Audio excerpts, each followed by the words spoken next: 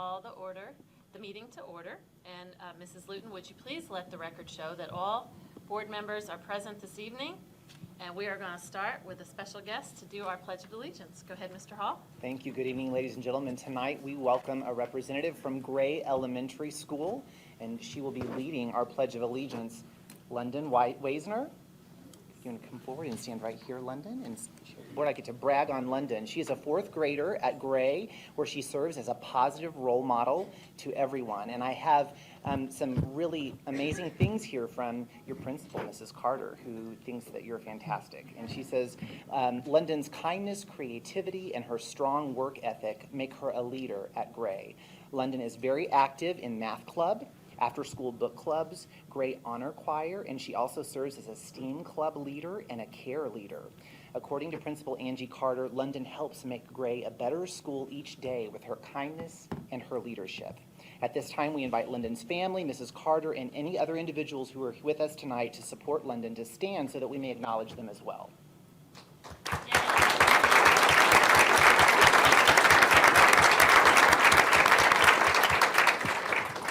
So now I ask that those who are able to please stand while London leads us in the Pledge of Allegiance, and whenever you're ready, okay? I pledge allegiance to the flag of the United States of America and to the republic for which it stands, one nation, under God, indivisible, with liberty and justice for all. This and get a photo, okay?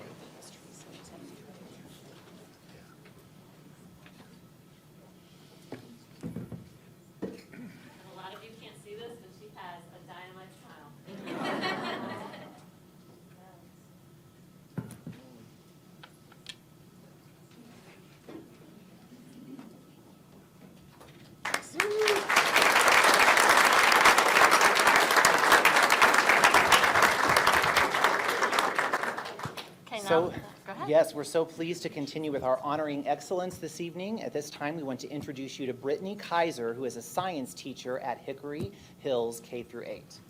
Kaiser? Yep.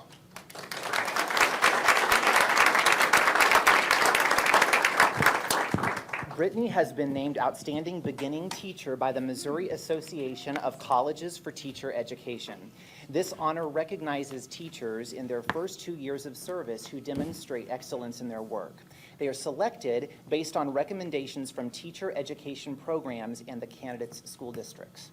Hickory Hills principal, Mr. Tracy Williams, describes Brittany as a great addition to the Spartan staff. She not only teaches, but also co-sponsors student council and is the 8th grade volleyball coach. Through these efforts, Brittany has developed positive relationships with both her students and fellow staff. Brittany will be honored at an awards ceremony on March 27th during the organization's spring conference in Columbia. Congratulations to Brittany.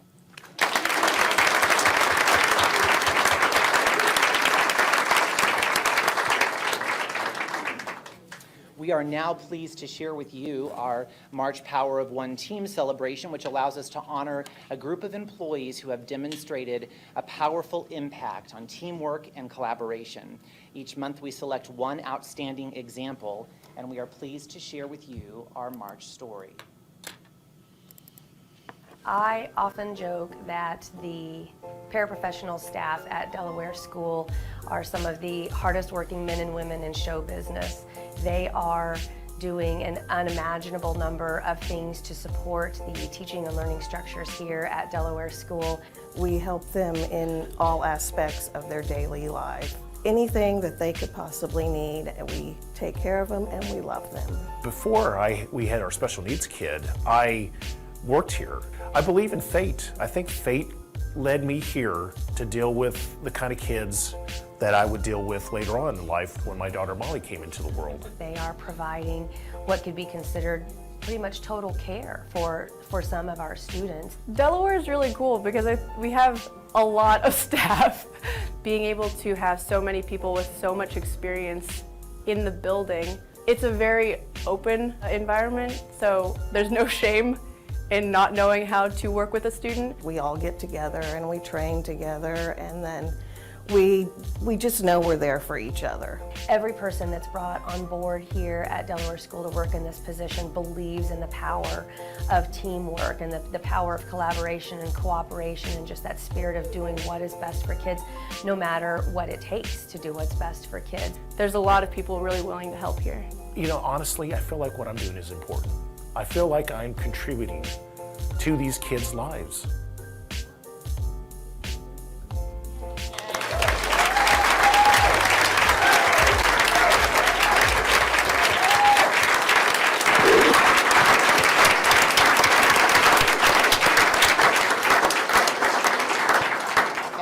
See, we have an amazing team from Yes, Delaware we here do. tonight. I want to say there are many teachers as well to show their support for our support staff who do amazing work every day. And I think it's very appropriate that their t-shirts say, "Kind people are my kind of people." That's And right. that's the work that we see every day at Delaware.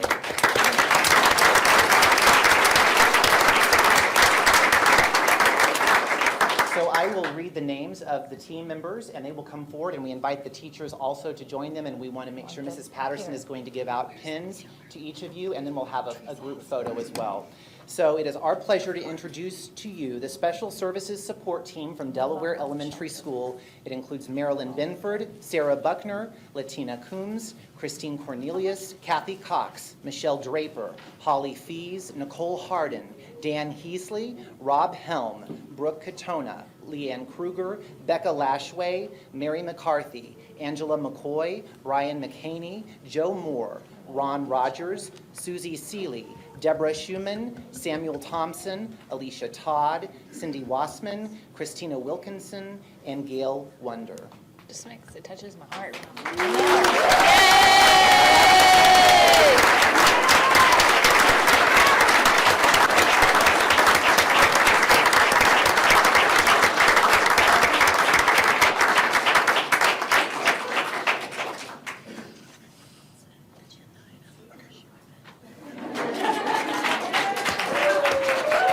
Never leave that building with dry eyes, Oh, I know. ever. I was just there a couple weeks ago.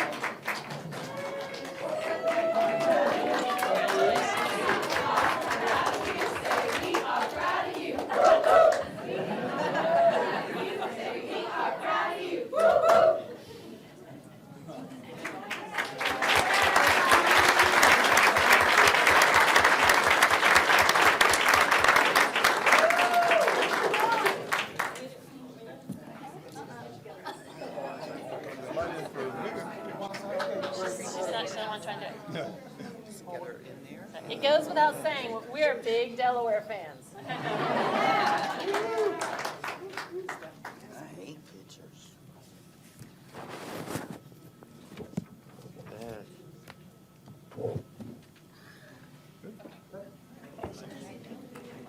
Thank you so much. Thank you all.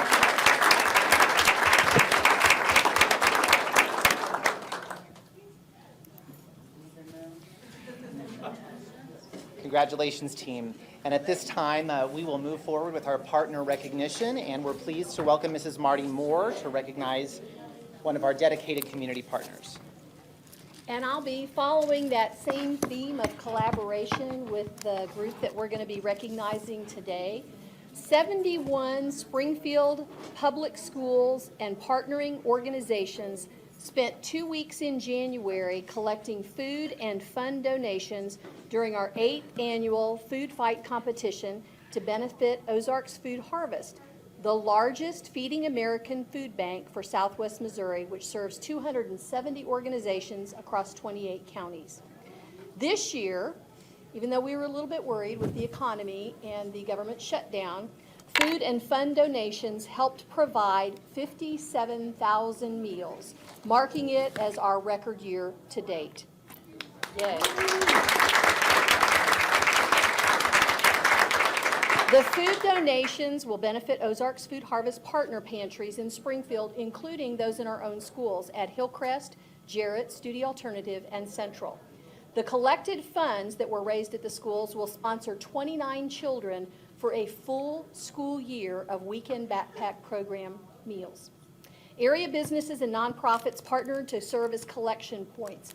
Partners included Arlington and Rowe and Company, Central Christian Church, Culver's, Doubletree by Hilton, Great Southern Bank, HM Employee Benefits and Risk Management, Little Caesars, Mid-Missouri Bank, National Avenue Christian Church, Ozarks Dharma Group, OCH Medical Health System, O'Reilly Automotive, PenMax Staffing, Seminole Baptist Church, the Martin Center, the Pitch Pizza and Pub.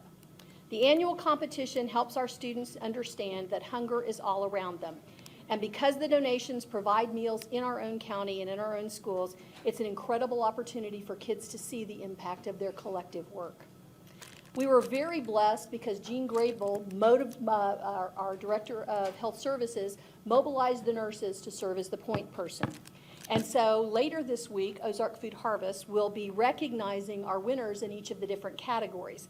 So Pipkin won at the middle school level, led by Keely Dudley. Kimberly Speak and Angie Owings at Kickapoo were the winner in the high school category. And they'll get traveling trophies. You may remember the fork. 5 elementary schools have classes that will win field trips to the Ozark Food Harvest, and they are Bissett, led by Kim Smith, Bowerman, led by Jana Lewis, Jeffries, led by Laura Smith, McGregor, led by Melissa Hanks, and Pittman, led by Alexis Snodgrass. And so they'll go out and recognize those kids and their groups at the sites. This year, because of an outstanding above and beyond participation, we decided to create a collective new area, Above and Beyond Award. Studi Alternative, participating, I might add, for the very first time, took the drive to new heights. So tonight we'll be recognizing this collective group that worked together.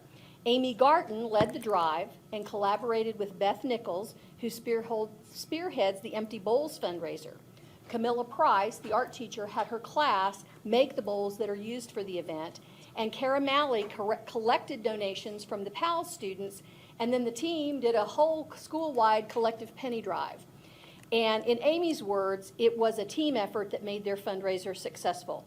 And she is so proud to be a part of this amazing group. So I'm going to ask them to come forward along with Diamond Trujillo, Riley Turow, Scotty Wright, who are the students that made the actual bowls. And I'm very excited to say that each of you will be receiving one of the Empty Bowls work. So if you Oh, it's come getting forward. better all the time. We love gifts. And I'd also like to recognize Riley's work for designing the T-shirt that she's got. Great work. And we've got some food fight swag for each of you. Thank you. Stay up here just a second. We're going to get one more picture. Thank you. One more picture. Oh, it's got a way. And then I'm going to ask the Ozark Food Harvest folks to come up. Jennifer Sickinger, who coordinates this and helps us mobilize our partners and has just been a delight to work with for many years. So on behalf of Springfield Public Schools, we thank you for your work. Yep. Oh, yeah. Yeah. And I think you have, This is awesome, you guys. oh wait, she got one more, sorry. Okay, and? Okay, well, first off, at Ozarks Food Harvest, every year we're so amazed at what the community does, what the students are able to do. And our goal is to not only raise meals for our community, but to plant those seeds of empathy, to plant a lesson for these kids to take forward and, become leaders in our community and recognize that not everyone that we go to school with or work with, play or serve God with actually have enough at home. And so it's so important that we take care of our neighbors. So we're so proud to be able to present to you, not a traveling trophy, this will stay at Studi Alternative. This is an Above and Beyond Award. Every year when we go through this, like I said, I'm just amazed at what we raised, but what you guys did and the amount of meals that you raised per student, because that's how we determine the winner, the number of meals raised per student, so it levels the playing field for all schools. Beyond anything I've seen before. So thank you so much. And your event is so beautiful. An empty bowl represents the neighbor without the meal. The empty bowl, it's so important in food banking. So to hear that you tied in your empty bowls event with this event was really touching for us. So we want to present you with the certificate for Above and Beyond. And we want to present you with not a traveling trophy, but the large size fork. And so if we could get a picture, I'd love to get in the middle here with you guys.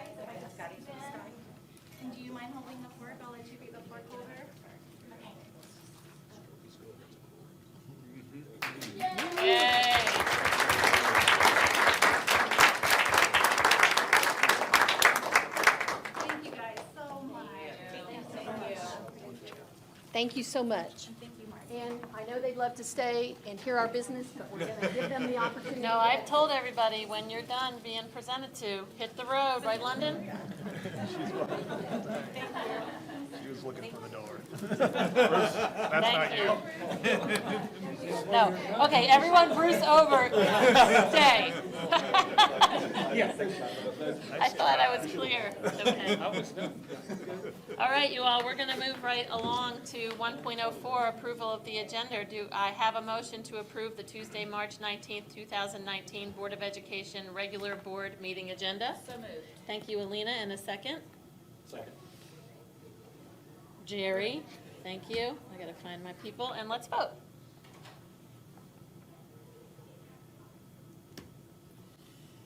I'm hoping it's not close. You guys are not gonna hear that dumb joke I tell every time, much longer. I'm almost done here. My presidency is almost a, thank you, I like that about you. Okay, cool. Whew, pass. Yeah, well, I think this is my last one, isn't it? Isn't this my last Time will meeting? tell. People, okay. They could reelect you. Making her tear up. Guys, stop. Okay. We're going to move on to public comments 2.01, and I do have an agenda item comment this evening, Pat Scott, so I am going to read the information about that. Yes. The Board of Education welcomes comments from the audience about the issues being discussed. It is recommended that requests to speak be submitted prior to the beginning of the meeting. Comments will be limited to 5 minutes for each speaker and will be timed by our board secretary. It is inappropriate to address the board about individual students or individual staff members by name in open meeting. If you have concerns about individuals, these concerns should be addressed through the appropriate administrative supervisors, either in the schools or in the district office. The board uses this time in our meeting to listen to comments and/or concerns from the public, but will not comment or engage with speakers during this meeting. If you have materials that you wish to share with the board, please provide them to the board secretary, and she will distribute them to the board members. Ms. Scott? Hi, good evening. Come on up. Good evening. I consider this a real privilege that I'm allowed to speak to you almost a lot. Almost a lot. This is an operational item, I think, or a curriculum item, and then my real passion for kids and education. And so I think this topic tonight, whichever way the bond issue goes, it's pretty much whatever's going to go. But I would like to ask you to consider, this could be a budget item. You know, we don't have any problems spending $500,000 or $600,000 for a consultant to figure out what to do with the buildings. And certainly there are some that need some improvement. Consultants for this, consultants for that. I would like for you to consider a consultant for our curriculum. Now, I know we have very qualified teachers and people in this office that must be doing that, but as you know, there's a lot of comments, there's a lot going on out there about the bond. Some of the board members have said, we only have one employee to supervise, and that's the superintendent. And we have a candidate who says, this district has been smoldering for a long time with regard to test scores and performance, and now it's burning and it's on fire. Well, that may be an exaggeration, but you know, it might be time to consider really looking at the curriculum, because what we all want to do is improve this for kids everywhere, not just where our kids go in the southeast part of town or some school, that they're going to do well no matter what. That has not been my concern. My concern is these Title I schools, and I just don't think we have any proof, and I may be wrong, that Ignite is working versus some remedial courses in the summer, or that the open classrooms are working. So just whenever the results of this bond come in, I really would hope that this board would consider, let's look at this. And I don't want to be accusatory, whoever's in charge of curriculum, but I think we're missing the boat. I think it's way too much tech. Not that we don't need that. But I think we need somebody that'll step back and look at this. What are we doing? Should we start in kindergarten? Should they have it in their hands every hour? And in some cases they do, I know, because I'm out there, I've seen it. And I may be wrong, and you guys may probably know more than I do about it, but I would really like to see somebody really look at this, because I think it's all, I don't know what my time is, but I think it's all up in the air. This has come about so fast. I've been in the schools over 20 years when we had teachers' manuals that will kind of tell you and guide you what to do. I was in a class and had to teach, now my mind's a blank. I didn't have anything prepared tonight. The metric system. Do you remember when we were in school and the metric system was going to replace our numbers? And we had to learn it. We had to learn it now. I had to teach this grade today where there was no teacher's manual. They just said, explain this to the kids, give them a test. So I used the Google, I used the Chromebooks really fast to bring myself up to speed. But I'm rambling and I hate that. But I really hope you can figure out, and I don't think that's a reflection on the superintendent or on the people in charge of curriculum. I think we need to step back and look at that. We don't have any problem doing that with buildings. I think we've spent probably better than $500,000 figuring out how to do the buildings and get that to go over. I, for one, would vote for whatever's needed to have somebody step back and really look at this. You can go online and you can find everything to support some program. And you've done it, I'm assuming, because I've done it. And some of it's good, whether it's PBL or whatever it is. I do appreciate your letting me talk or ramble, whatever it is, but I'd like for you to look at that. We can find the money to do that. Any way this bond goes, I believe we need that. Thank you. Thank you, Ms. Scott. Thanks for being here. All right, we are going to move on to 3, 4, and 5, which are the consent agenda minutes, financial, and personnel. Is there a motion that the board approve consent agenda items 3.01 through 5.01? So moved. Is that you, Charles? Yes. And a second? Second. Bruce got it. Bruce, thank you, and let's vote.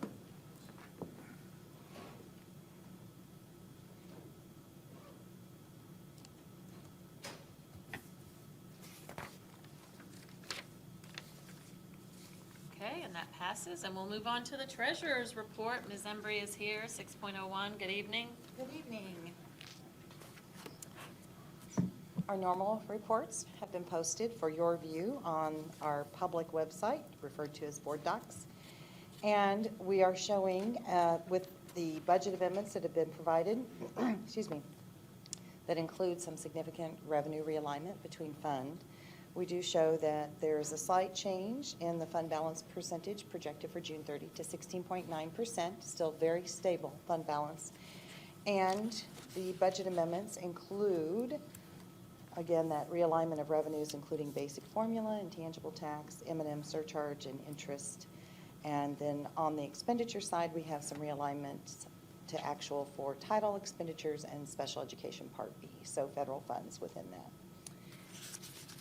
The Bond 2013 report is provided, and you can see that we've continued to include all of the expenditures that you've approved relative to that information. We're hoping to reach closure on that very soon, this year, hopefully, but there may be a little carryover into the next year, dependent on when all the work is completed for that. If you have any questions, I'd be happy to answer those. Yes, sir. I agree that the fund balance is fairly stable, but is there an ideal there? Because it's slightly down, right? But It's still stable. very It's not slightly moving down a lot. by 1/4%.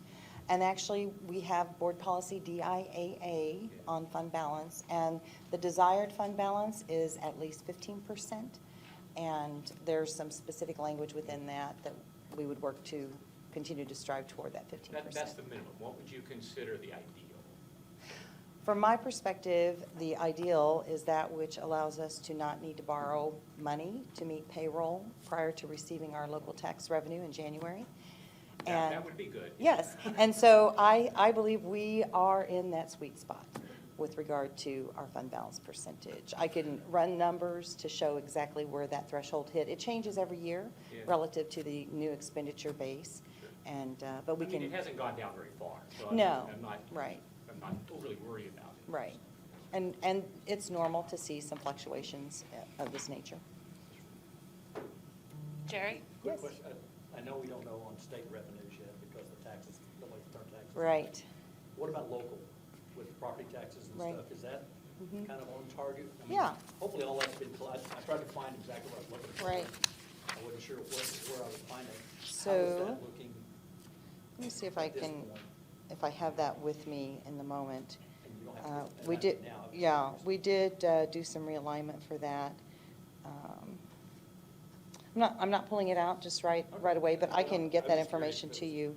But, Ahead of schedule, behind schedule, or? right, oh, it's right on target. Okay, good. Any other questions for Ms. Embry? Okay, well, thank you. Okay, thank you. And is there a motion that the board approve the treasurer's report as presented? So moved. Thank you, Tim, and a second.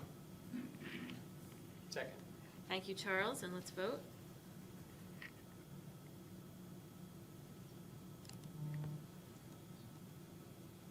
Because I'm very excited about this next thing that we're going to do with my friends here in the front row.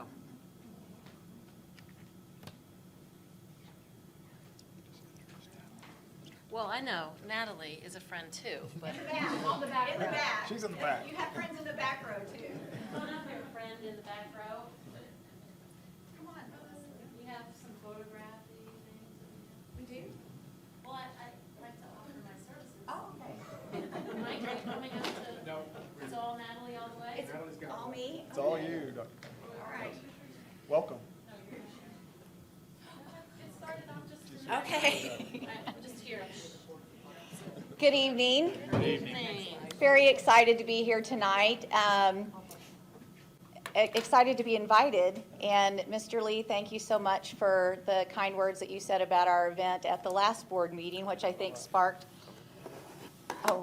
which kind of sparked the invitation for us here tonight. So I know you've all heard about our event, Flock Together, No Family Left Behind. So I have some rock stars here to talk to you about our event. So I'm just going to kind of tee it up for them, and then I'm going to introduce who's with me tonight and let them just kind of take over and explain kind of how we got to Flock Together, No Family Left Behind. How do I get this to advance? There we go. So it has been a journey. This is something that we have worked on for many, many months this school year. And it all kind of started last July when I received our Missouri Student Health Survey data that our students last year took in the spring. And as you know, that is a survey that our students take every other year. And we had a great response rate at Glendale High School. We had 823 students at Glendale High School take that survey. And so, not going to sugarcoat it, some of the results were rather shocking. We were above average at Glendale High School for a number of categories that we don't want to be above the state average in. But I think one of the things that really, really was alarming to me was the fact that we had so many students struggling with mental health issues. And so, you know, I think that we all hear about substance abuse and bullying, and sometimes we get a little numb to that, and those numbers aren't surprising. But I think that what we're not numb to is the information about mental wellness. And so when I got the data back and we had an actual like, it's one thing to hear percentages, but when you hear a number of students, and that number for Glendale High School was 59. 59 students at Glendale High School had seriously considered taking their life. Just to kind of put that in perspective for you, that's about one kid in 75% of our classrooms. That's huge. What an impact that would have on our school if something like that were to actually happen. And so we've had a lot of conversations. I took this data to parents. And I have Leslie Skinner here, who is our PTSA president, who's been very involved with our student group. I took it to our student leaders. 3 of our student leaders are here tonight, and our teachers. So we've had multiple conversations, and through those conversations, Blaze Ebish has been in from the very beginning. And so He's also part of our peer mediators. He's on debate. He's going to be our student body president next year. Just someone that really wants to take action. And so back early on in the school year, August, September, we were looking at this data and came up with an idea, which primarily was our peer mediators that came up with this idea, was to work with a group from Missouri State, the Missouri State Center for Dispute Resolution, and they came up with this public dialogue. And so we held that dialogue on the 30th of October. And in this slide, just threw in a few pictures so that you could see the kind of response that we had. This event was held in the evening on October 30th. We had about 280 parents and students participate in this dialogue. And so this is just some not great pictures. They're taken on my iPhone, so they're not great, but it kind of gives you an idea of the serious, intense dialogue that we had about the data that we received on our Missouri student survey.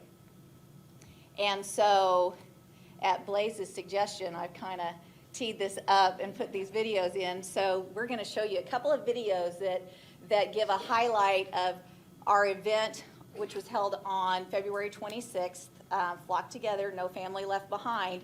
And then they're going to take over and kind of tell you a little bit about their role and how we planned and moved forward with this event. They're very short. Boom! Time to get up and grind. Hey Siri, turn off the alarm.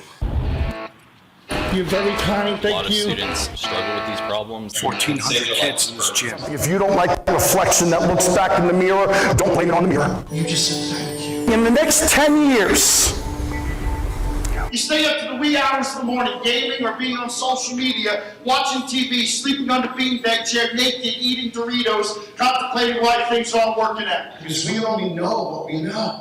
And so therefore we can only do what we have learned. That we understand these issues. Every student to know their voice matters. everyone is dealing with something. Everyone has a story. They had a survey. 59 kids not only thought about making that forever decision, but they had a plan and were seriously considering taking action.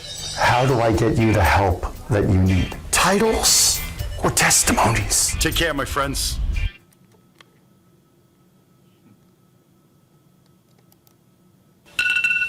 Boom! Time to get up and grind. Hey Siri, turn off the alarm.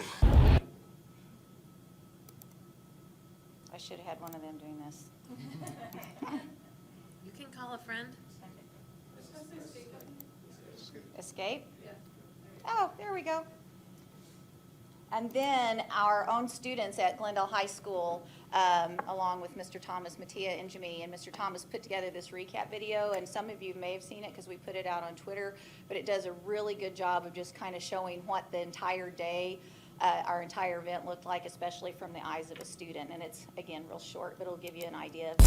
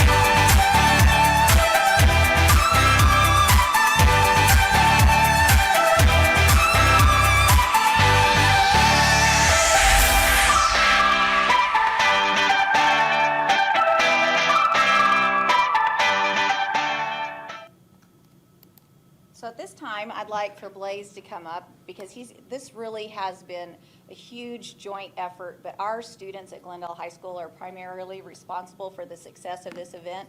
And so I'd like for Blaze to talk to you a little bit, and then I'll let you introduce your friends. Okay.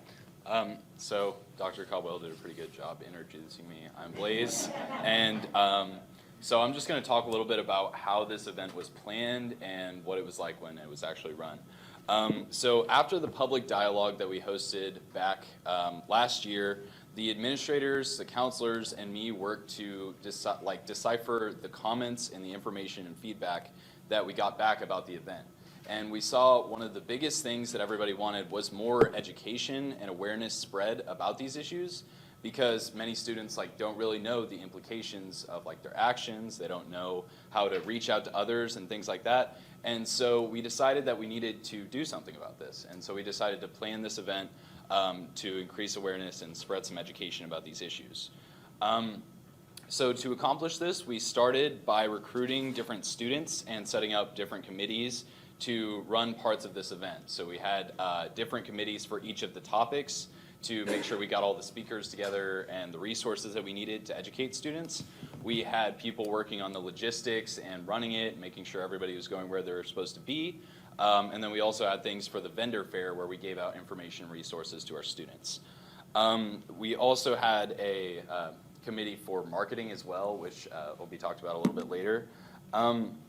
And so then from there, we started working with different volunteers around the community to get people together to actually come to this event and speak to our students about these issues. And we had all sorts of different professionals, from school counselors to different programs around the Springfield public schools.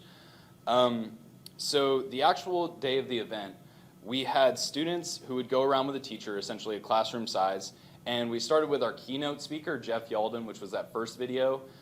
He's a nationally renowned speaker and about public health or mental health. And so we had him to start off the day, and then we had students go around to different classes and breakout sessions where they would learn about different topics from a wide variety of different speakers and have activities they participated in. We also had the vendor fair where we had different resources and things for students to pick up and go through and talk with different people about all these issues. And then the last thing we had for this event is the reflection period during the last block of the day. We had students work with the teachers to submit their responses, their ideas, comments, concerns about the day, and we also had teachers participating as well so that we can understand the benefits of this event and some of the flaws and things we can do better next time.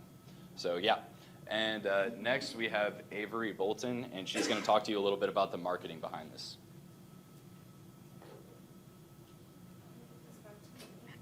Avery and I are working out a few kinks. It's all good.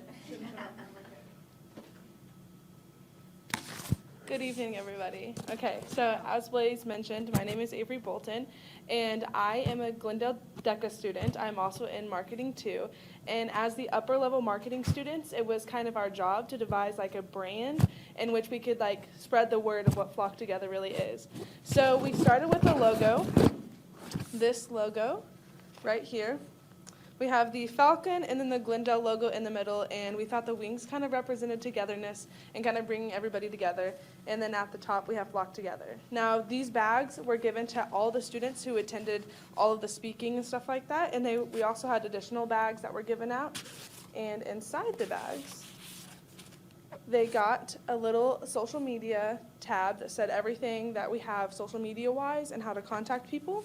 And then we also gave out Flock Together bracelets for all the students to wear and still spread support. And then we have a little flyer here with the Flock Together information on it. Again, all of our social medias and all of the important contact information that the school provides for raising mental health awareness. We also created t-shirts, and that's what Alexis, Blaze, and I are wearing, and Dr. Caldwell and Leslie. But we have these t-shirts just to represent the committee and who's on it. And so when all the students got together, if they had any questions as to where to go or basically just the logistics of it, they knew who to ask and who to come to. And at the beginning of Flock Together, we had student ambassadors, is what we called them, and they all waited for their speakers to arrive, and we all met them at the doors, and we gave them little name tags so the students could differentiate between the staff at Glendale and the speakers so they didn't get anything confused. But we also had a press release that was given out to like radio shows and KY3 and stuff like that, and they kind of did a little press release and just talked about what Flock Together was going to be like, and I think it was a great success. So that's all I have to say. And we are also giving all of you guys one of these bags with a bracelet in it. So. Thank you.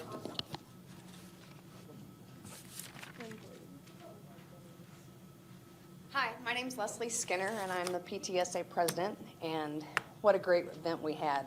It continually makes me realize how proud we are of all of our kids at Glendale.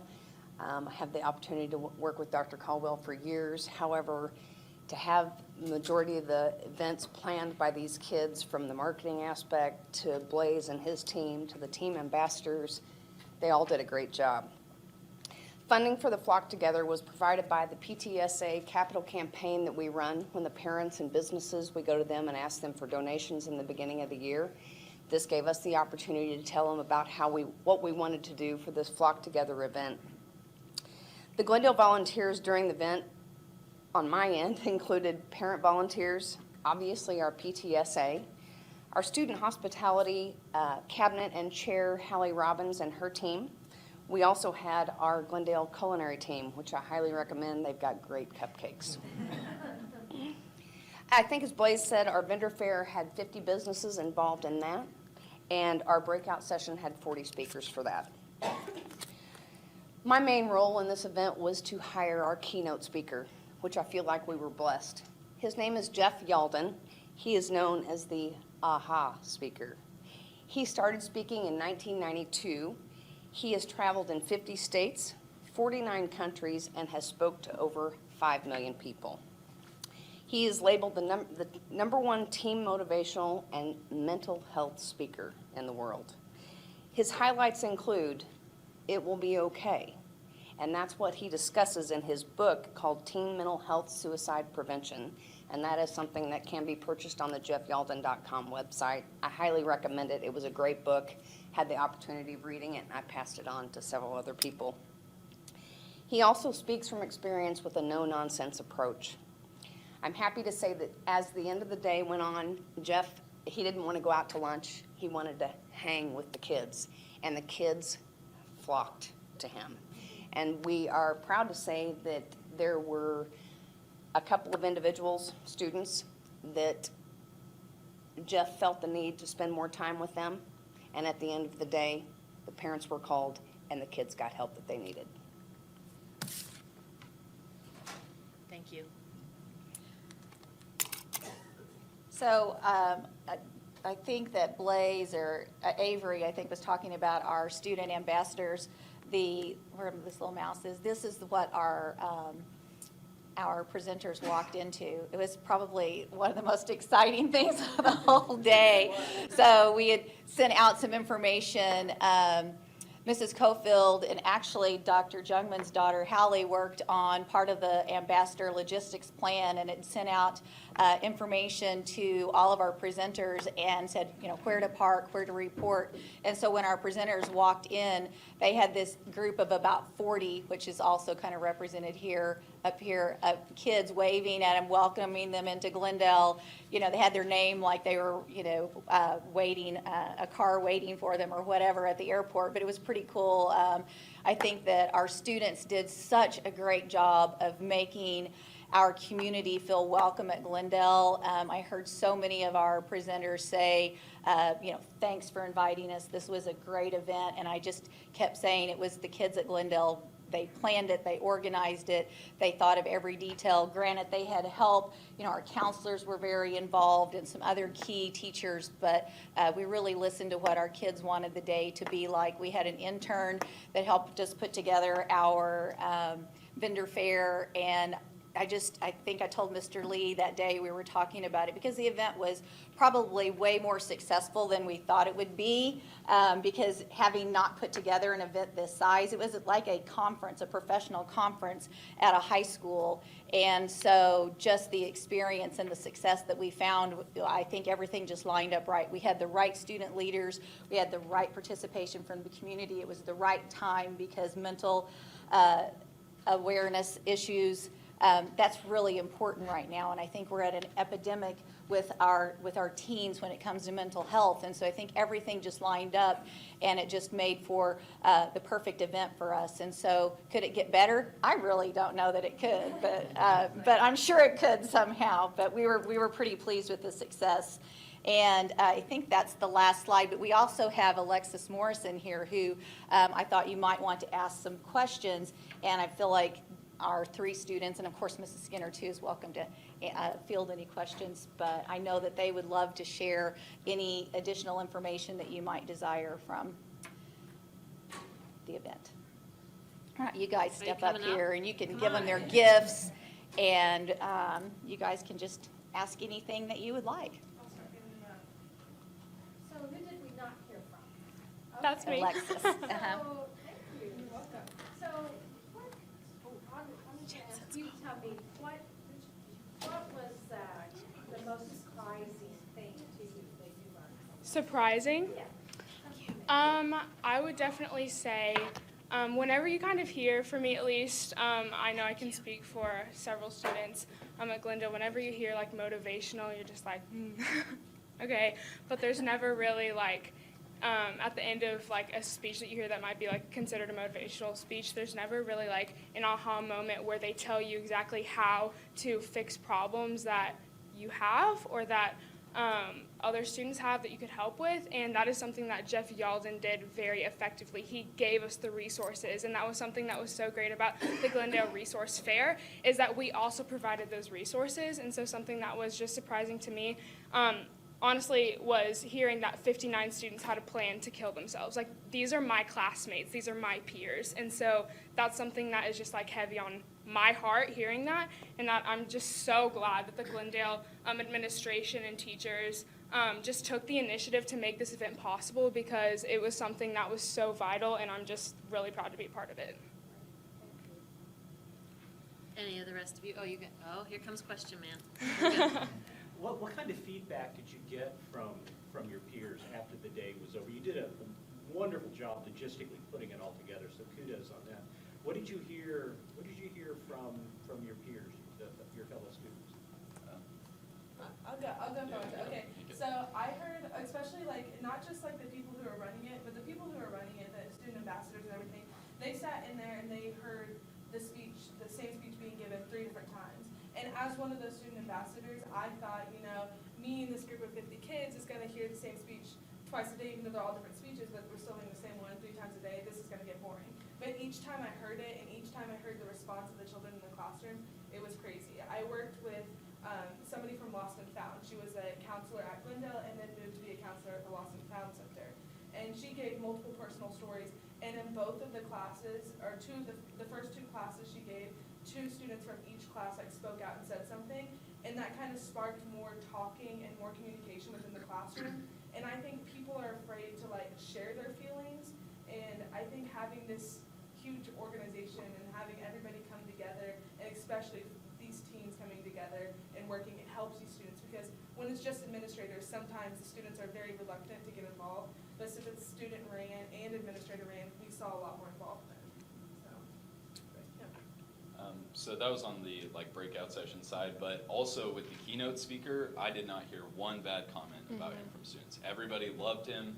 After he gave his speeches, there would be students that came down from where they were sitting just to talk to him afterwards, crowds of kids just trying to talk to him because they thought he was so awesome and so inspiring, and helping them with their journey.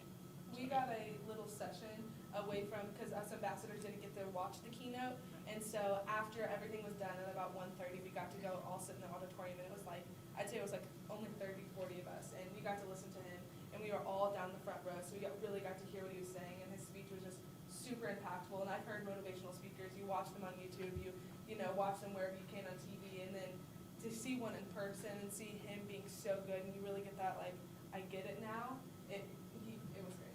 Yeah. Okay, so I'm going to give you a confession. You ready? So when I get asked to go participate in things, I don't pay a lot of attention. I just say yes. And I'm working on saying no, but I always just say yes. So I said yes to go do this, and I didn't really pay a lot of attention. So I didn't really even recognize when I walked in that day, notwithstanding the fact that there was someone telling me where to park, like I should have had a clue. But I walk in, I did not know it was run by the students. Okay, and I'm somebody who's been to a lot of conferences. It's totally true that you guys did an awesome job. Now, I like to say that I don't call him the ambassador that took care of me all day. I call him my handler, because I'll tell you, I only went to the bathroom alone. He was with me through everything. And I really like what you said, because so they asked me to talk about relationships to teenagers 3 different times. And I was like, wow, I can even talk to juries about murder and bad things that happen to people, but this is rough. That's going to be like a tough crowd 3 times. They were awesome. What'd you tell me his name was, David? David. Right, so David did talk to me about having heard the way 3 different groups interacted with the message, and boy, they were respectful, they were engaged, but you guys did a phenomenal job. I usually do not wax on like this when I go to present at something, but it was impressive, and I must say, the cupcakes were good. It was just delightful, so thank you. And, you're giving too much credit to anyone but yourselves, because you deserve the credit for what you accomplished. Thanks so much. Anything else you want to share? Anybody else want to ask? You were there, weren't you? Yes, it was all. Did they ask you to talk about something hard like relationships? No, they knew better than that. No, the only thing, I said most of it last time, but being involved in school safety and issues that we're dealing with, this is where you start. Yeah. This is where it happens. It's not us, it's not anybody else. It's right there, those 3 right there will make it happen long-term. And this is replicate this however you can. If you do it next year, it'll be even better than it is. But knowing that you're the ones that's gonna make the difference for these other kids that are struggling, that's, you said 2 of them got help. It's worth every minute that was spent for those 2 students. And so hands off to you guys. That's awesome. You guys did a great job, ladies, putting it all together. Identify an issue, a problem, and you tackle it. And it could be just as easy to go, dang, that didn't look very good, but you didn't do that. And I think that's even more important, the fact that you didn't just, dang, I wish it wasn't that bad, or wouldn't indicate that, tackle it. That's how we're gonna change this. I do have a suggestion for next year. I didn't get to see him speak either because I was with you getting ready. So next time, invite me at 1:30. And I'll have my handler take me to wherever it is we go at 1:30. One thing I really want to point out, just as someone who has been a part of this event, I was obviously a student ambassador, but also we sat through the sessions and heard these speakers. And one of the things that I really noticed before this event actually took place is that seeking help, whether it's mental health issues or abusive relationships, suicidal thoughts, drug and alcohol abuse, seeking help just at Glendale before, I feel like was such a stigma, no one did it. And now that we've put on this event, I feel like people are talking about it and it's no longer a stigma and people know that it's okay to seek help. And so that is just something that I've seen on the response side. So makes me want to clap. That's awesome. Now that you've got me crying, you've got more. Go ahead. Well, I just want to add another thing that these kids did when we started planning this logistically. The freshmen, their frontal lobe isn't developed as much as the senior. Amen, sister. We decided to group separately, so it's not normally assemblies would consist of all the freshman class, sophomore, junior, senior. What the kids wanted to do is group everyone together. And the most bone-chilling experiences is you've got, how many kids do we have total? About 1,400 kids in a gymnasium. And as Mr. Lee and I spoke, you could have heard a pin You drop could have. That I during know. the Yep. keynote speaker, and that is major kudos to you guys. We got their attention, and the keynote then kept their attention, and that's what we wanted. What? There's more. No, well, Go ahead. we have talking about it, but I just want to point out that I'm very proud of our district and our school leadership for looking at the data, seeing the urgent need, and then looking at ways to pull the levers, because there's not a magic wand out there. But I thank you for being brave and vulnerable and being willing to dive into those conversations.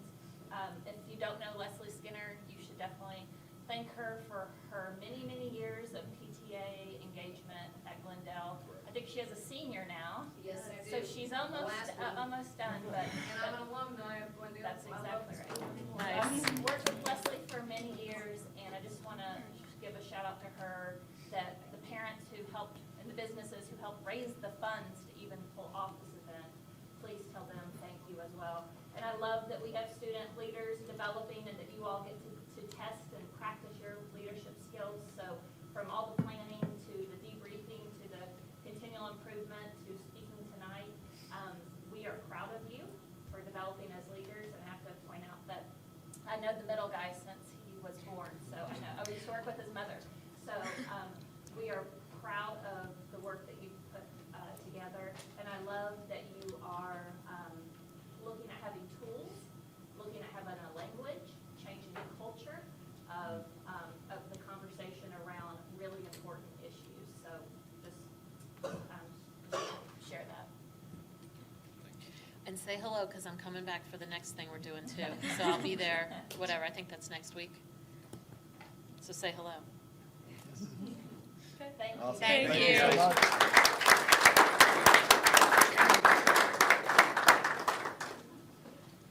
And remember what I told you, you don't have to stay. I'll walk him out. Okay, that's awesome. Thank you, Natalie. Thank you. You're a giver, thank you.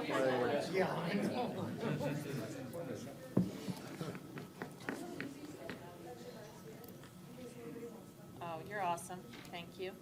All right, we're gonna move on to 8.01. Board policy adoptions and revisions. We have the 2018D policy update. The following policy updates were brought forward for first read March 5th. Just take it down. Involving policy IL, the assessment program, and JHD, student counseling program. Is there a motion that the board adopt the policies as presented that we heard about last time? So moved. Thank you, Tim. And may I have a second? Second. Thank you, Charles, and let's vote.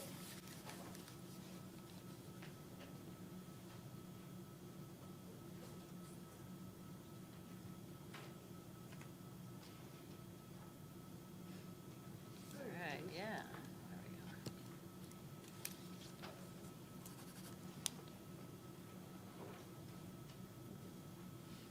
go. Okay, and that passes. We'll move on to new business. Okay.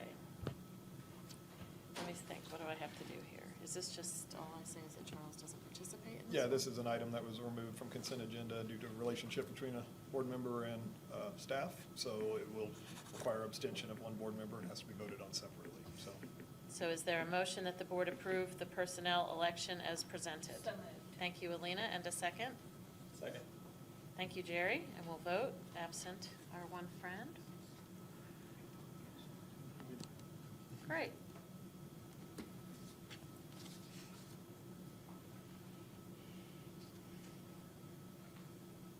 Okay, and that passes. We'll move on to unfinished business involving property, automobile, and liability insurance. We're not having anyone come to the podium because Dr. Junman presented about this at the last meeting. And this involves property, automobile, and liability insurance renewals. Is there a motion that the board approve the property, automobile, and liability insurance renewal with current carriers as presented? So moved. Thank you, Charles, and a second. Second. Bruce? Thank you, and let's vote.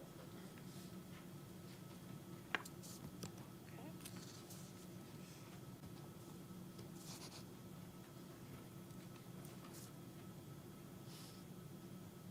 And that passes. We'll move on to 10.02, which is the sidewalk easement at Watkins Elementary, and we will not have anyone at the podium because Dr. Jungman presented on this at the last meeting. And this involves the City of Springfield's request for real property rights to a sidewalk easement on the Watkins Elementary campus that was presented March 5th. Is there a motion that the board approve the granting of a sidewalk easement to the city of Springfield for the extension of a sidewalk adjacent to Watkins Elementary along the east side of Missouri Avenue from Jean Street North to Woodlawn Avenue, and to authorize the president of the board to execute the sidewalk? I don't. The sidewalk agreement. How about that? Yeah. I seek not to put down any sidewalks in this town. How are you at placing concrete? We're gonna find out. How's Okay. your wheelbarrow skills? I was going so strong on that sentence. To execute the sidewalk agreement. So moved. Thank you, Tim. And a second? Second. Vote against it. Thank you, So I can Alina. put in the sidewalk or- I'll call you so you can take pictures. Let's vote.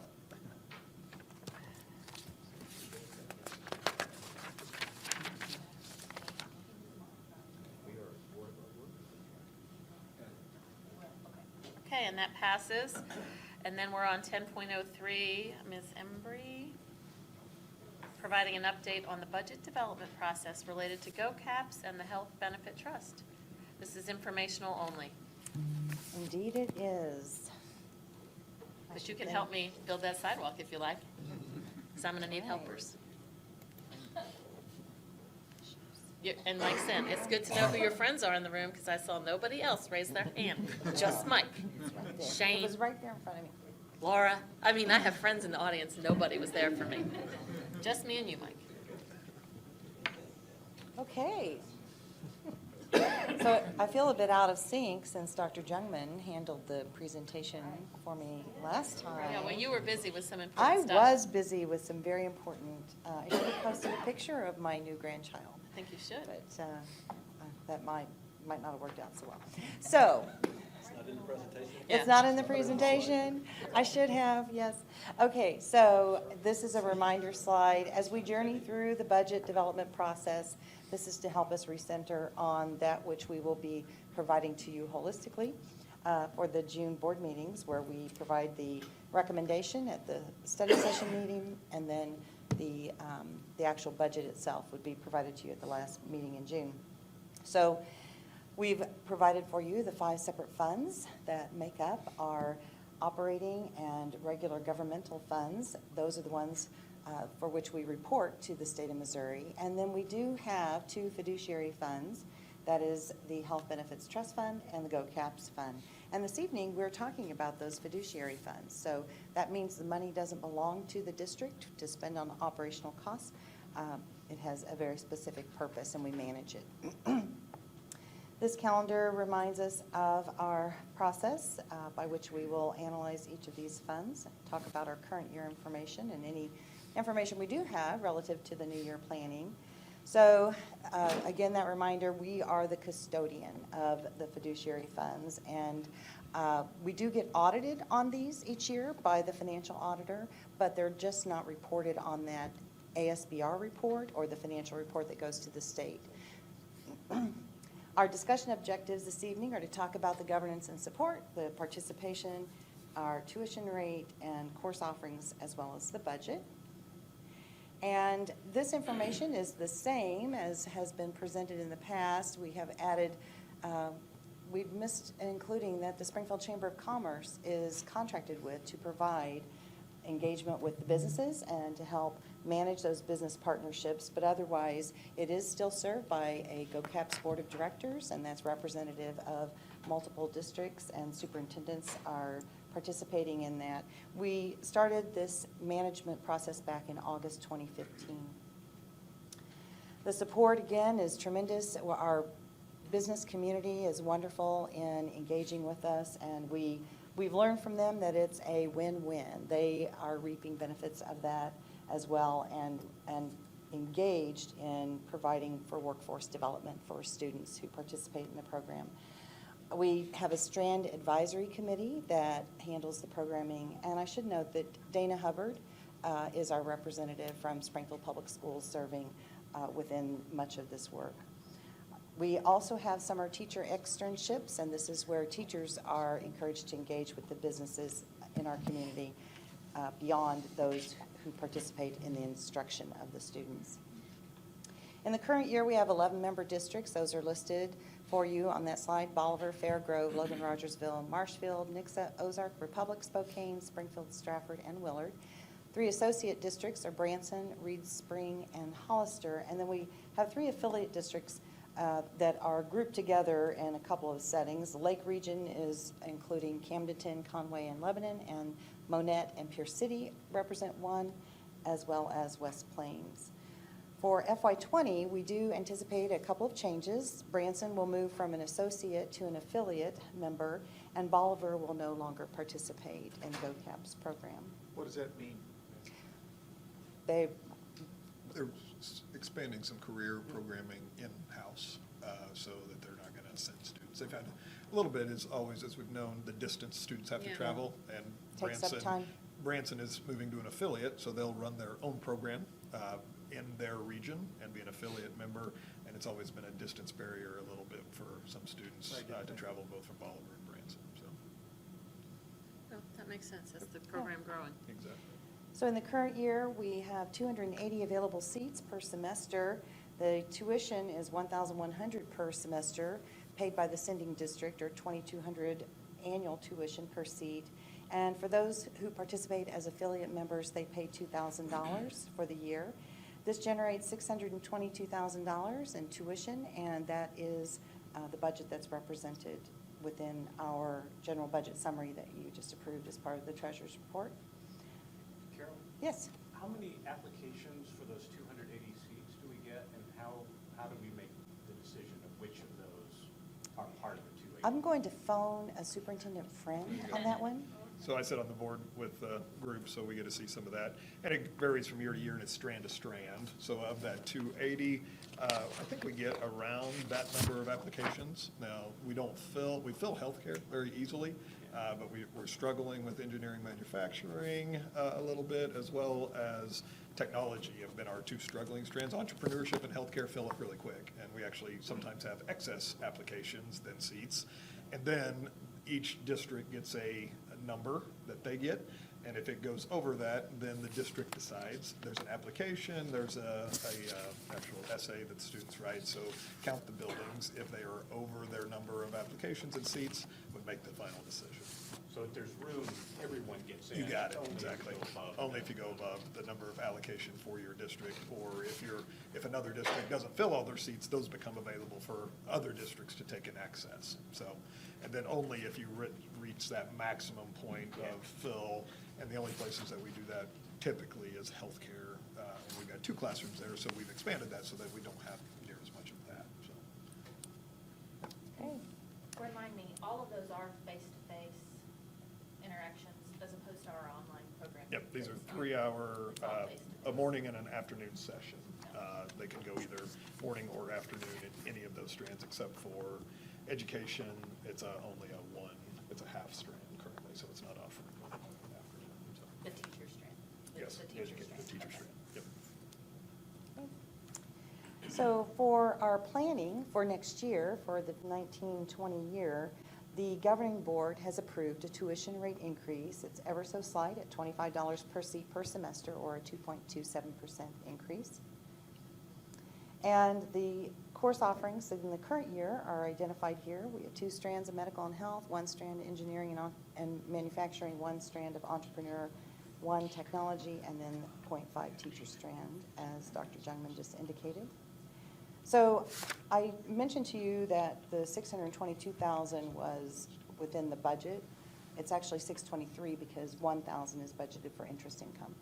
So that's the difference there. The slide previously was tuition. Expenditures in the current year are budgeted at $609,083, and we're estimating currently a fund balance at the end of June 30, 2019 of $123,685. This shows you the distribution of those costs, so no different than our regular operating budget. It is a people business, and so salary and benefits is just over 71%, purchase services 24.62%, and that would include that chamber agreement as well as other agreements. And then supplies shows at 4.11%. We do charge an administrative fee to the GoCaps program for the service of managing the funds and running the payroll at 3.5%. And for FY18, the administrative fee was just slightly over $20,000. Any other questions about Before you GoCaps? Sure. Get off the teacher strand. What kind of response have you had? Yeah, so this was year one, Yeah, right, so, yeah, first year. and I don't have we're in application phase right now, but the response has been very strong. It's actually housed at Sherwood, so SPS has been able to house that strand. The teacher that's been teaching, it's been amazing that we were able to bring in to be a part of it. So I think the students' response has been very, very good, and the experiences that they've been able to gain have been strong. So we're going to monitor to see, is this something that we would want to expand based on application, but we want the student enrollment to drive that instead of us forcing it. So. Do any of the other programs like this, North Kansas City, or anything, have a teacher strand? They do, yeah. I know Blue Valley, which is the original GoCaps, has an education strand. I know Monette, even our regional, in their little affiliate program, they've got some teacher education that started before we did, actually, so. I think it's working for it. Yep. Oh, this is a play towards workforce, right? And part of the workforce is making sure that we have great teachers in the classroom, and we need to inspire that while they're in high school, not when everybody else is fighting for them right now, is saying, hey, we need you as teachers, so. So I'm only half kidding when I say that that contract has a special clause that says that they have to come teach for us. No one reads that part real carefully, but I've penciled it in. Some of our That's neighboring great. peer districts may not Well, want that one to be. Then they should read their contract carefully. Yeah, that was great. I like that. Do you have more? We'll shift gears and talk about Health Benefits Trust. So again, this is a fiduciary fund. This is because we are self-insured, and with self-insurance, we pay the bill just like any insurance premium, but instead of it going off to some company like Blue Cross Blue Shield or somewhere like that, it goes directly into this checking account to pay for the claims. So we'll cover a little more about that. Also stop-loss insurance, the fund sources, and the cash flow that we're experiencing currently, as well as district contributions. So the self-insurance game for Springfield Public Schools has been very beneficial. And it's actually been quite amazing to me. This is one of the things that I had not experienced prior to coming to Springfield Public Schools, and certainly it was a good decision to leap into that arena by the district and by the Board of Education, however long ago that occurred. Overall, the plan costs are reduced because you don't have that third party taking some fee structure for their work. We do have partners, though, and I'll mention that as we journey forward, but we're allowed to have a plan design that meets the needs of our population. And we do carry the stop-loss insurance, and it's the same information as I reported to you a year ago regarding how we protect ourselves from catastrophic claims that may occur. So this is an example to show you again how that would be paid out. So you can see we have 3 different claimants listed, and I don't know if I have a pointer or not. So for claimant number 1, let's say they had a $400,000 claim or a medical bill. We have this specific deductible of $300,000, meaning that leaves $100,000 that we would be required to pay, and that goes towards our aggregate specific fund deductible. With each of the claims, we continue down that path. Once we reach the level of $225,000, then the claims are covered by our third party. Our stop-loss carrier is Sun Life Financial.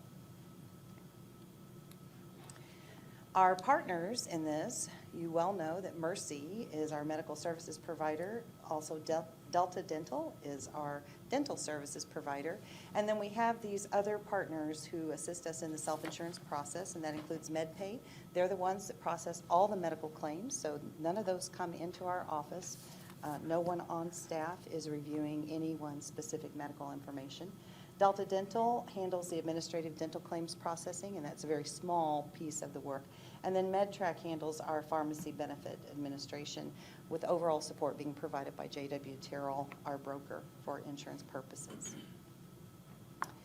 The employee premiums in Springfield Public Schools are 100% funded, and have been for, I believe, ever.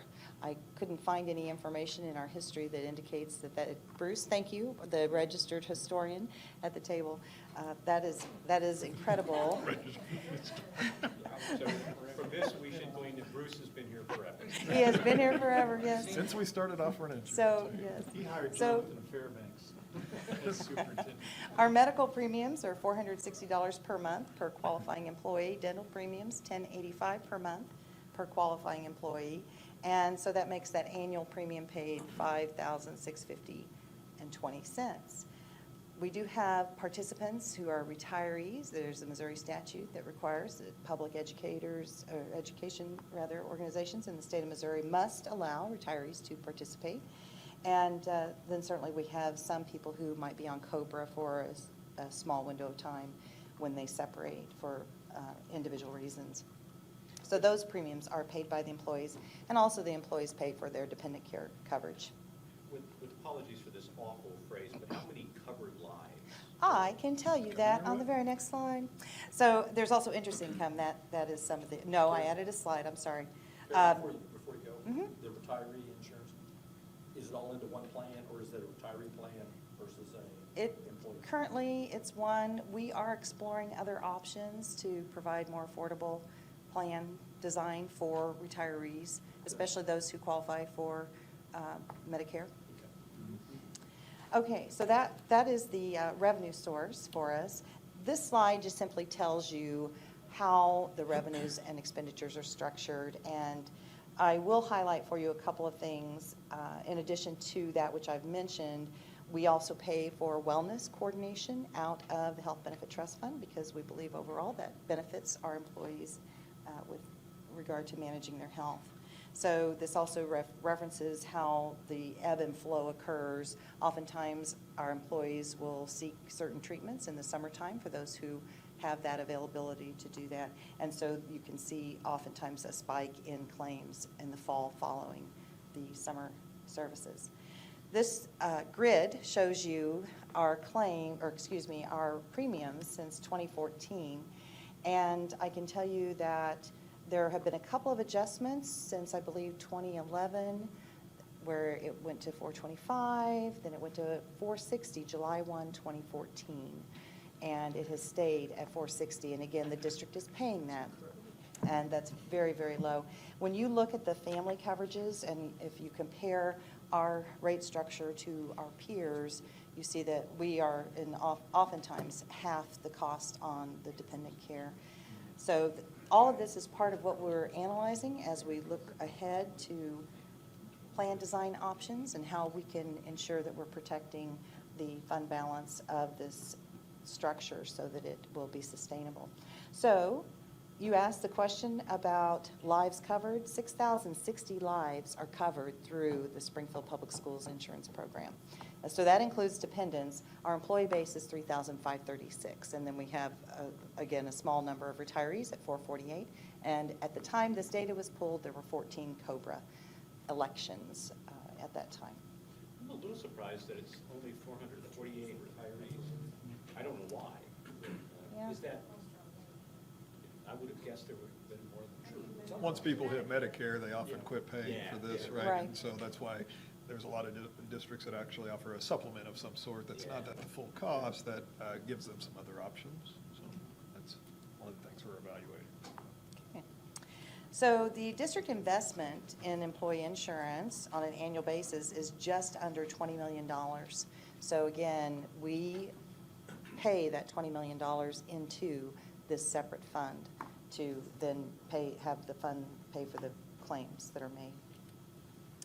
So let's talk again about the reserve balance recommendation, and this slide is the same as I have shared with you in the past. We've simply updated the dollar amount because there is no legal requirement with regard to a monthly fund balance. I, again, still find that incredibly interesting. There is a general rule of thumb through the industry, though, if you reach out to peer districts or others who have self-funded insurance, and that is that you would maintain 2 months of claims plus 3 months of administrative costs. And by that rule, our estimated desired reserve fund balance is $4.6 million based on our current data, current average claims. say we don't have a policy on that? There's no legal requirement. No, I understand. Right. I understand, but you made a comment of general rule of thumb. Mhm. Does this board not have, that's what we would do? To have 2 months and 3 months of administrative costs, or is that just a decision made? It's our practice, and we'll be talking more about how that fluctuates. So the challenge of maintaining a set policy would be that there might be some reaction that might need to happen based on the claims experience, as I'm going to show you in just a moment. So, yes, so hang on. Okay, so the blue line, yeah, thank you for that, Mr. Lee. So you'll note FY18 is this blue line, and this is a fiscal year month-to-month fund balance report. So it's July through June, our fiscal year. And you can see that at one point we hit that $7 million mark, and this is a year ago. Then I mentioned that a number of claims often happen during the summer months, and so then we trend downward to September. Again, this is the fund balance each month. And then it kind of levels off again. And the reason it spikes here is because we generate balance of contract checks by June 30 that pays for teachers their July and August premiums. So that is normal. You can see also that our low point was just under $5 million. Now, let's take a look at the current year, and you can see we started out on the same path, but then the waters parted right there because we've had some significant claims occur in the past months, and our highest claim period ever was in December. And it's some anomaly cases that, and again, I don't have the specifics of what that means, but our insurance MedPay, they're watching the information. We're doing some analytical work to determine, are these going to continue, or are they anomalies that occurred in that period of time? And that's the information that we have at this point in time, that this will not be a continuing trend. However, it does cause us to pause and think, okay, what reaction do we need to make to this particular situation? Yeah, the waters parted quite They did, aggressively. yes. So, okay, so we'll continue moving forward. So with that chart in mind, again, I mentioned to you, we use the rule of thumb, 2 claims months and then 3 administrative costs, 3 months of administrative costs. So by that logic, that would call for us to have, these are the actual costs that we've extrapolated for this purpose. And by that logic, that would mean that on an annual basis, we would need $31.6 million. But we have budgeted $28 million for this purpose. But I must say that reaching the 31.6, again, that's highly unlikely because we have not continued to have that same high claims month like we did in December or the months around it. So we're watching it each month. We actually have a meeting. Ms. Rector and I have a meeting on Thursday. We're meeting again with J.W. Terrell, and so we're continuing to analyze and determine what would be the recommendation moving forward to ensure that we have an appropriate level for a fund balance at the end of each year and also on a monthly basis. So for FY18, the average fund balance was just over 5.8 million, and based again on our end so far this year, we're at 3.4 million. There have been months in the past years where we were less than that, and there were situations where the district did need to make a contribution to the fund. Okay, this is not my strength, as Yes. you know, but what I'm thinking in my mind and what I'm struggling with is there is information available that would allow us to evaluate and contemplate the future, but we don't access it. So it feels like the best we ever can do, meaning we purposely don't access people's personal information about what's Right. going on. So I'm struggling with what beyond guesswork and prayer could possibly give us a That's why way to we proceed. contract with third-party administrators, because So that they they don't can. share that with us, They but do they not. do have access to it. They give us high-level information from which we can make recommendations for moving So forward. they have access to it and can contemplate it for the Yes. advice they give you, but they're still not going to share with you those Absolutely. specifics. That is correct. That helped a lot. Yes, They could project whether, they would know whether these are chronic long-term exactly. conditions. But Or, they're not going to say, Joe has Right. this. right. Okay. Or if there will no longer be claims because that person passed away. They would know that type of information. But they wouldn't share it. They would not share. Yeah, that We helped do a not lot. know names, we do not know specifics.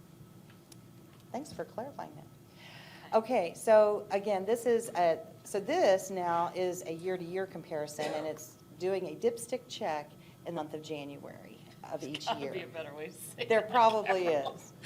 Okay. I'm sorry. Do you understand what I'm saying? Oh, yes. Okay, so you can see that as we cruised down here towards 2012, 2013, we really maxed out on fund availability. So there was an investment into the fund, and then another investment occurred in 2015.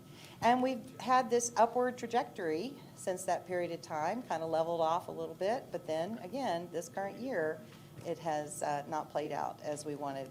And again, the reason the desired balance line has changed is because it's relative to claims and would continue that upward trend. So, next steps. As I mentioned, we are evaluating our health insurance plan and the premiums and what type of plan options we might have. We have committed through our budget development process so far to ensure that we are allowing for 100% funding of employee coverage of medical. That would be something that could be a conversation moving forward, but that's our assumption at this point. And again, compared to other districts, we have an incredible health plan that not only provides great coverage, but also the premiums are kept at a very low rate. So, Well, I'm just speaking for me, but I like that we do that.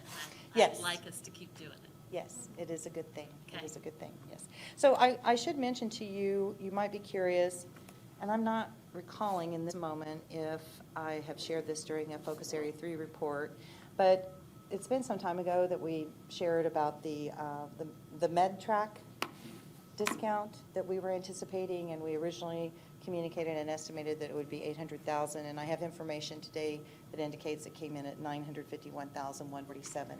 So We that's. accept. Pardon me? We accept. Yes, so that's great information.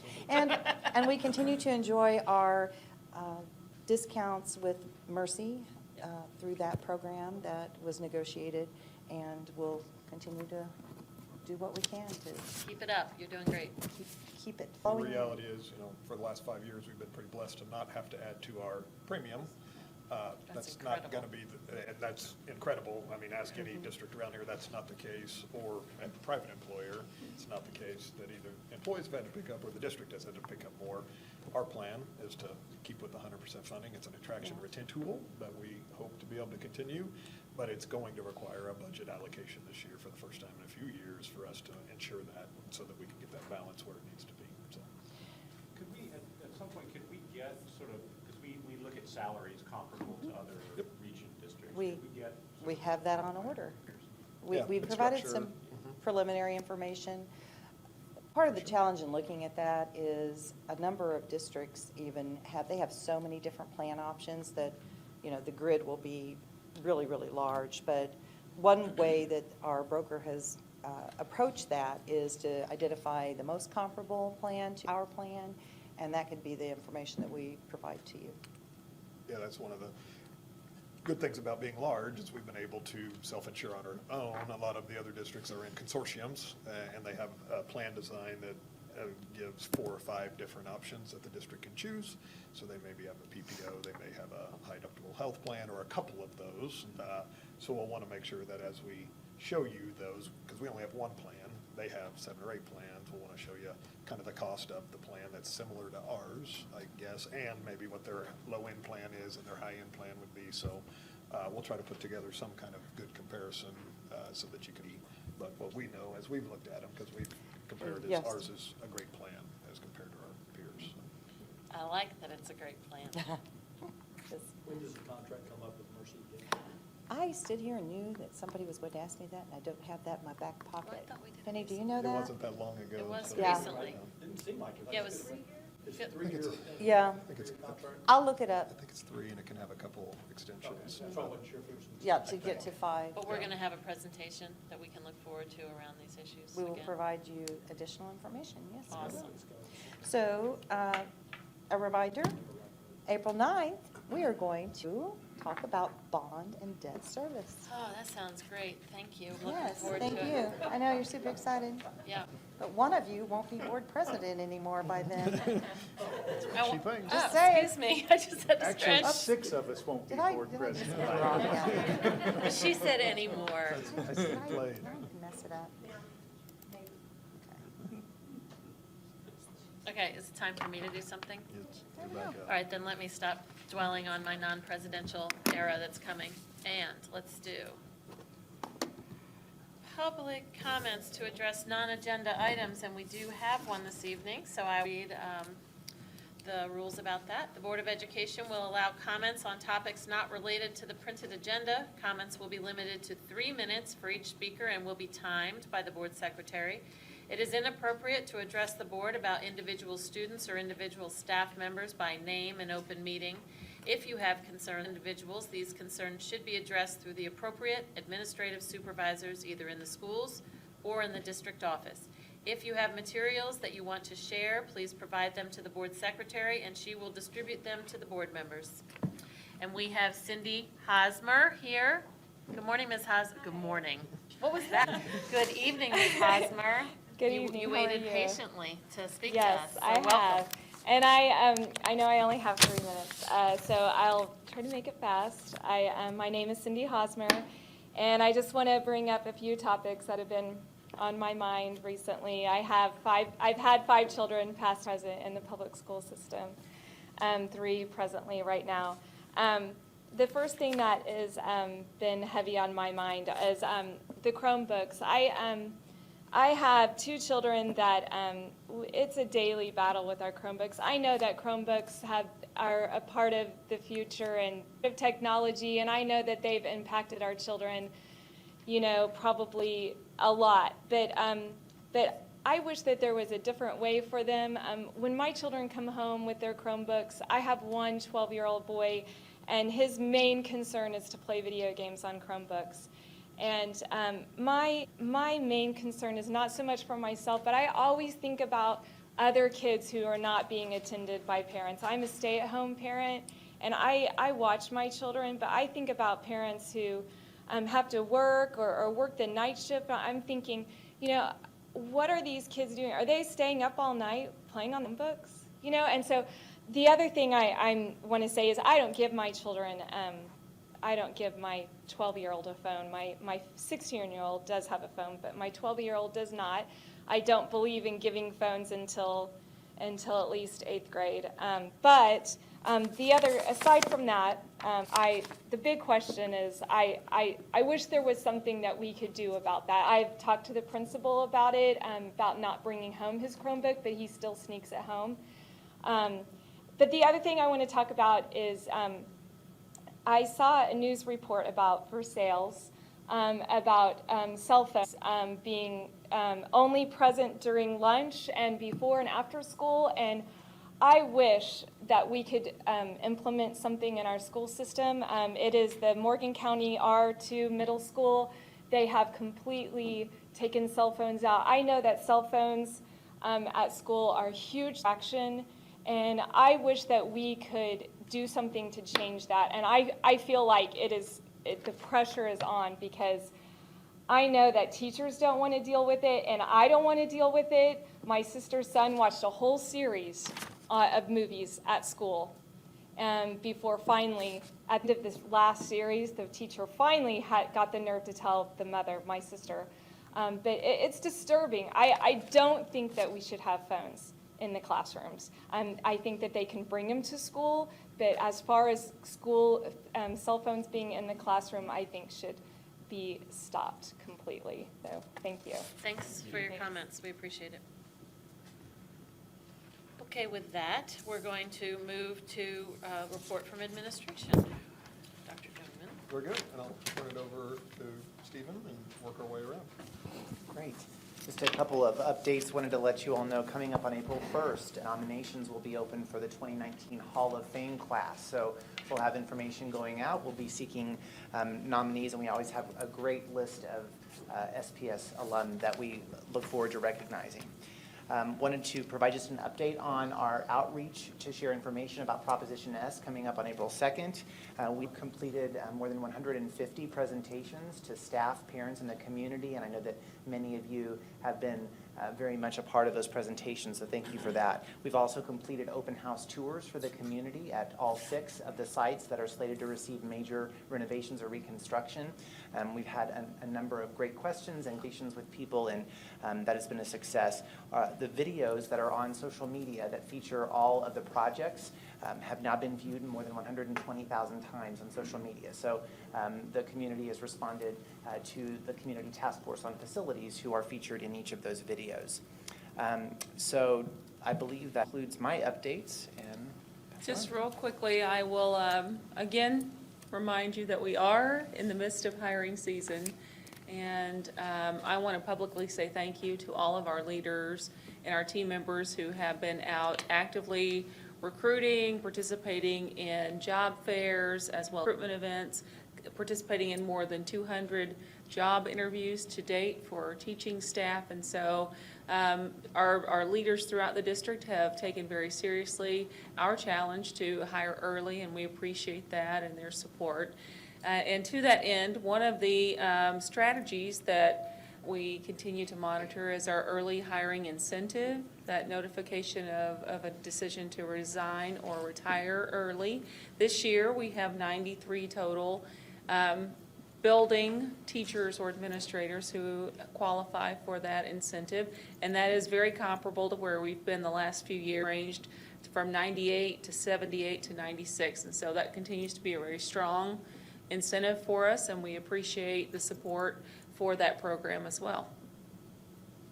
Just a couple of quick updates. One, Explore registration opened up on March 4th, and we currently have just about 4,600 students already for that summer experience. And I like to differentiate, we have 214 of them as pre-kindergarten students. We try to get that number close to 1,000, so we'll be monitoring very closely as we continue to progress through this last quarter of the year. In light of what Glendale shared tonight, I went in and found our mental health initiative. It's been brought to light tonight, and we've had about 140 student referrals in that Hillcrest Feeder pilot program with 90 intakes already scheduled. So we are trying to move that initiative forward and continue to provide those sports and learn from this pilot. I know on Thursday, many of you will be joining us for the Rose Banquet, where we'll be 59 of our high performers throughout the district. It's a great event to celebrate academic achievement and hear about the future plans of these young scholars. And then lastly, if you have no plans on Thursday morning, we'd invite you to Hickory Hills to view Battle of the Books, which is a great event. Middle school students, it's a book list they get, like 20, 30 books. Each kid's responsible for 5 or 6 of those books, and then they have a big kind of a college scholar bowl around the content of those novels. So it's a great event, and hope you can join us there at Hickory Hills on Thursday. Is it all day? It's pretty much all day. The morning, couple of rounds, they'll take a lunch, and then the championship rounds will be in the afternoon. So it'll be tense in the afternoon. So if you want to swing by and see us. Carol, anything to add? Well, you've heard from me a few times. However, I would like to provide some clarity on the Mercy agreement. I looked it up on board docs because it's just that easy. And April 17, 2018, that the agreement was approved for this renewal. And it does indicate it's 3 years in total, so it's for the 2019 calendar year, so it runs through December 31, 2019, with the availability for those 2 one-year extensions. Extra points, nice work. And otherwise, there is a flurry of budget work happening behind the scenes like crazy with all of us engaged. So at this point in time, should any of us have questions about anything that you're bringing us, we can call you. Absolutely. Get those clarified along the way. Along the way. Absolutely. Happy to answer your questions. That's it from the team. It's fourth quarter. We're ready to run to the end. Our team's back, excited from spring break. We've been in schools this week and seeing students already prepping for the end, and that means assessment window, because fourth quarter really is a big assessment. We try not to teach directly to tests, but we also want to make sure that our kids are prepared to be successful. So we understand that this is the time where there's going to be in a course, there's going to be map, there's going to be Are you ready? There's going to be all of these things that we use to kind of judge their success coming their way. So if you have kids, encourage to do great. We're doing that obviously in our buildings, and we'll be running to the end, 8 weeks, and we'll be ready to walk some kids across the stage as well as send them home for the summer. Projected, it's not official yet, obviously. There's no cap on snow days. They can happen in April occasionally. So we're going to pray that it doesn't happen before. Last day would be the 21st, I do believe, at this point, which would be Tuesday. We've had 3 makeup days, so we would back up and be out of here There's on the 21st. 8 weeks left of school? 8 and a half, yeah. So it gets here before we know it, so. You feel that way. Run to the end, so, yeah. Yeah, they can give you the day and hour, it's minute count. Ask our seniors, they know exactly. They get out a little earlier than the rest of the students, so it'll be here before we know it. We're excited to continue to serve our kids up until the end. Legislative update, the other good thing is last week was spring break for us. This week is spring break for the legislature. So your email from MSBA has slowed down significantly this week, but it doesn't make it any less important to stay engaged. This is the window that we know our legislators are in town, even during the week. So if you see the opportunity to engage, please tell them thank you for the work that they've done, for that have stood with us. And we mentioned that last week. Lincoln Huff, our local senator, stood up against an ESA bill that we think would be damaging to the state of Missouri as well as our students here locally, and we appreciate him taking that stand. The charter bill that is moving through the House hasn't moved. Good news, it's been kind of on the list for 2 or 3 weeks, and it's never made it to the floor, which means that the votes don't exist yet. And that means that your conversations have worked successfully, not just in Springfield, but across the state. So school board members have been engaging, as well as teachers for sure, parents around the value of publishing and how they want to continue to keep that a Missouri core value and not expand some of the reform projects that may or may not have great success. So stay engaged. We will be running just like we do after fourth quarter. In fourth quarter, after spring break to the end, it gets intense legislative level. This is budget will go to begin to be debated on the floor as soon as we get back. The House budget looks relatively good in general. The formula stayed fully funded. The only thing that saw a reduction was transportation from a $10 million increase to a $5 million increase, and that's statewide, so that's change across our system. But every penny counts, and we know that transportation holistically is underfunded by about $200 million statewide. So anything that they could do to help contribute to that would be good. That's the core thing that's in our our legislative platform. The most important thing is that the foundation formula be protected. It's a stream for our system and helps us serve our students. So stay engaged on the revenue side, stay engaged on the couple big bills that have been high priorities, and we'll need your engagement for the last 7 or 8 weeks in that session also. Have you looked at the school start date, what that would impact semester-wise, and how it would fit into semesters for us specifically?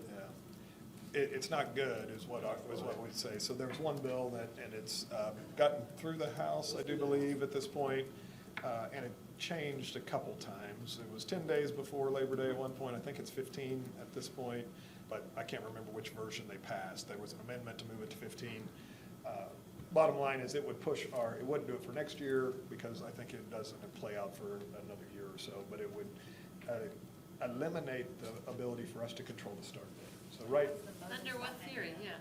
So there's a couple, so there's 2, and you got Well, as long as we're focused on priorities. So the advocates for shifting school start date and taking it out of the hand of the local boards of education, which says you can start earlier than that now, but you have to have a hearing, which we do, and we've had historically, so if there's public input around community needs, then we can listen to that and adjust, right? So they want a statewide initiative is that take the local control out of it, and it's driven primarily by 2 groups.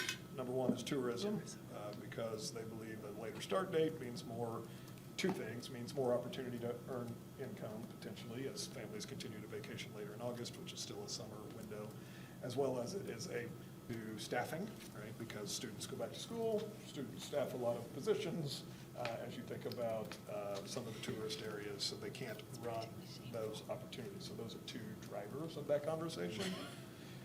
The concern, obviously, is on the backside is that if you still go the same number of days, then you're reducing a weekend on the other side or a week or two on the other side.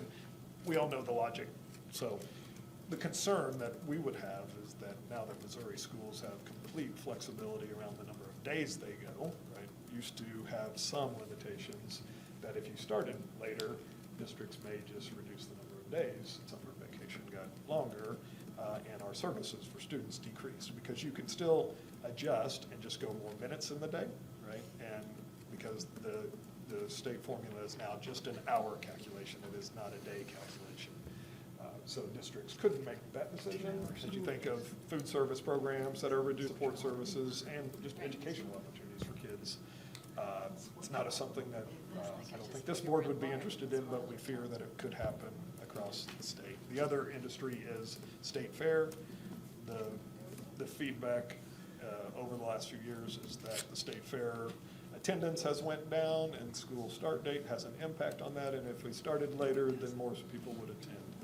The big picture. I mean, big picture. I'm just telling you, this is feasible. Yeah.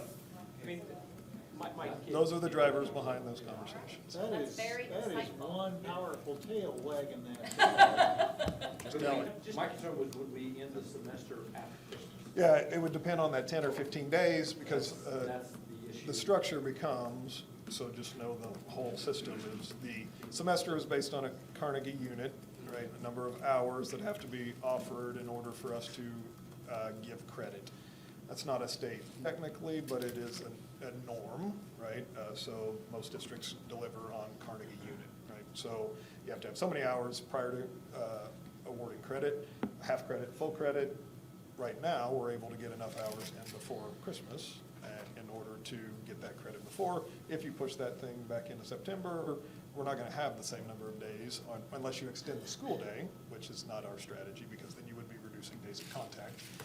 The other thing that it obviously was been my major concern and voice is really messes up all of the dual credit partnerships that we have with local universities. Our OTC partnerships are the way we send to sending schools. It's not necessarily like other districts who have a career center that's just for high school kids, right? Ours is infused into a college environment. Doesn't mean that it couldn't work, but it adds a lot of wrinkles and complications to our dual credit partnerships as well as our OTC partnership. And that's why there's local flex, right, to design around the programs and the partnerships that you have locally. But they want to remove that. Just in principle, I mean, the state has not it has not peaked prematurely in its ability to oversee education effectively. So I think we should be suspicious. Yes. So to engage. That one is one. Yep. Yes. It would be difficult for our students to graduate at the end of the first semester and then move into their college courses. So they're not able to do that. Well, you have finals windows, you have EOCs that happen even at the end of first semester, right? So if you only have a week left, one or two things, those kids early to be more fair to the children, which is going to make that really bad. You're going to lose instructional time and the ability to serve them, and then you're going to have wasted time on the backside. It really, I mean, it's not a good bill educationally, right? But the foundation of why it's being offered and why it's being nothing to do with education. It's a reality. It would not be an advantage to our part of the country. Our part Does of it the have state. wheels? I mean, is it Yeah, going? I mean, it's got some wheels, yeah. It's been, I think it was, for some reason, it was 10 days. Yeah, and I have to look, When you say teaching house, then we need to contact our senator? that's exactly right.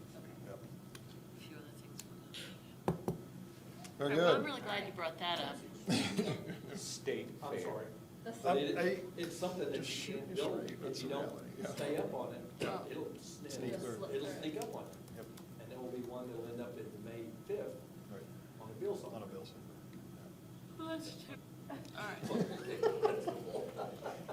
I'm sorry, that's awful. We Let's- concur, yes. All right, are you done with the happy news? That's it, that's all I got for legislative. Anything else? Yeah, well, we're moving to board comments, so please do, please do. Well, this is just, and I don't think this is something that everyone knows, I think we know, but what a very, very important advocate, Jeff City, our superintendent, who spent many, many hours there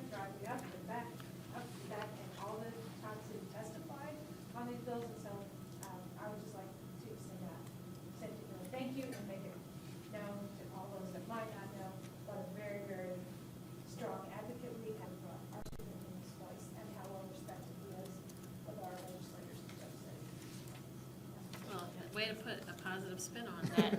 Yes, Legislative. That was great. and for keeping us informed. You know, you being there, knowing hour to hour how things are going, and then keeping us informed allows us to know what to do as well. And we need your engagement, I think. We've heard that from your association, but you're the elected officials, and elected officials really need to hear the voice of the elected officials locally. And they have. Yeah. Need to Keep continue. it up. And it's made a difference. It's made a difference. Keep it up. It's like, come on. Yeah. Yeah. It's good. Thanks for engaging. Thank you. Excellent. Anybody else have a comment they want to make this evening that you haven't had a chance to offer? Really quickly, if you haven't seen the Glendale students who did the C-SPAN documentary, watch it. It's really good. It's, in a day and age when there's a rush to the bottom journalism, particularly video, this is good stuff. So I would strongly recommend taking it. You've done a great job of promoting that. That's neat. I'm Great. actually a little surprised you didn't mention the jury win, you know, but. Yeah. Now that you mention it. You brought it up. Sorry. It's been a very nice couple of weeks for women in our community, if I might add. Nice to have some positive. That's great. Well, I want to mention, as I don't remember if it was Carol or Mike, but a lot of us will be at the Rose Banquet this Thursday, the 21st, and that's always a really fun time to celebrate those highly successful students. I don't know if you guys are aware of this, we have an election day coming up on April the 2nd. That's very important. And our April study session is going to be on April the 9th. I want you to feel free to put Plus Delta up if you wish. And we will be going into executive session tonight, so may I have a motion that the board meet in executive session to discuss real estate, personnel, and collective bargaining matters as provided in section 610.021 subsections 1, 2, 3, 9, and 13 of the revised statutes of Missouri. So moved. Thank you, Alina, and may I have a second? I'll second. Thank you, Denise, and can we please vote? And while we're waiting on the voting, thank you for being here this evening to celebrate some of the fun parts and endure the other parts. You read that so well. You do. I think, yeah. You can execute